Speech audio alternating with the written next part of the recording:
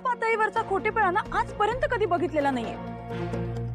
हे म्हणजे सरळ कायद्याशी खेळ करणं झालं।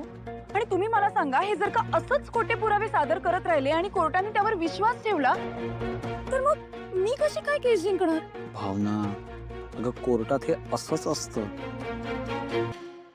म्हणजे मला मान्य आहे की मी काय या सगळ्याचा इतका अभ्यास नाही केलाय, पण जनसेवेमुळे मी पण बरेचदा कोर्टात गेलो ना, आणि अर्ध्याहून जास्त वेळा मी लोकांना तिथे खोटं बोलतानाच पाहिलंय। पण तेच हुशारीने उलथावून लावणं हेच तर वकिलाचं काम असतं। आणि भावना, अगं ते तू करू शकतेस, तुझ्यात ती क्षमता आहे। आणि तुला काय वाटतं आता जज साहेब ते सगळं जे बघतात ते काय लगेच विश्वास ठेवणार आहेत का त्याच्यावरती? कोण करतंय, कसं करतंय याचं सगळं व्यवस्थित तपास करणार ते। त्या करड्यांच्या खोटेपणामुळे तू डगमगून जाऊ नकोस। तुमचं बरोबर आहे हो सिद्धिराज, पण ज्या वेळेला त्यांनी खोटं लायसन्स दाखवलं ना, तेव्हा ना मला काय करावं काही सुचतच नव्हतं। मी आता माझ्याकडे एक आयडिया।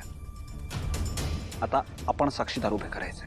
सिद्धिराज हो, त्या दिवशी हॉलमध्ये फक्त घरातले आणि नातेवाईकच होते, चालणार आहे का? का नाही चालणार? साक्षीदार असतो। मग सिद्धिराज, आपण आई बाबांनाच बोलवायचं? त्यांची साक्ष खूप महत्वाची ठरेल। अरे बेस्ट आहे ना, चालेलच की। हे बघ, पण काकूला आता काही करून यावंच लागणार इथे। मला मान्य आहे की व्यंकीधराची अवस्था तिला बघवत नाहीये, पण तिच्या मुलाला वाचवण्यासाठी तिला यावंच लागणार। एक काम करतो, मी लगेचच कॉल करतो तिला। थांब।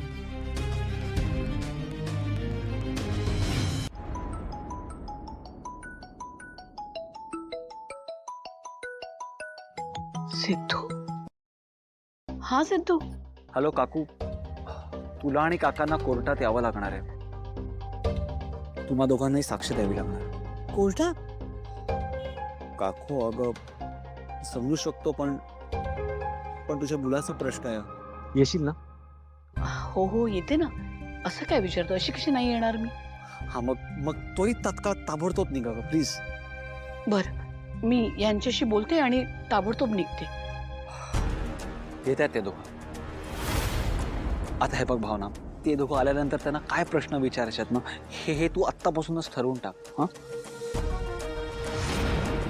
आणि तू एक गोष्ट डोक्यात फिक्स करून टाक की समोरचे वकील खोटे पुरावे उभे करणार आहेत, कारण त्यांची बाजूच मुळात खोटी आहे ना। ते खरे पुरावे आणणार तरी कुठून?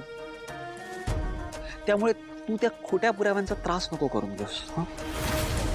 तुमचं अगदी बरोबर आहे सिद्धिराज, त्यांची बाजू खोटी आहे आणि आपण खरे आहोत। आणि मला खात्री आहे ही केस आपणच जिंकणार।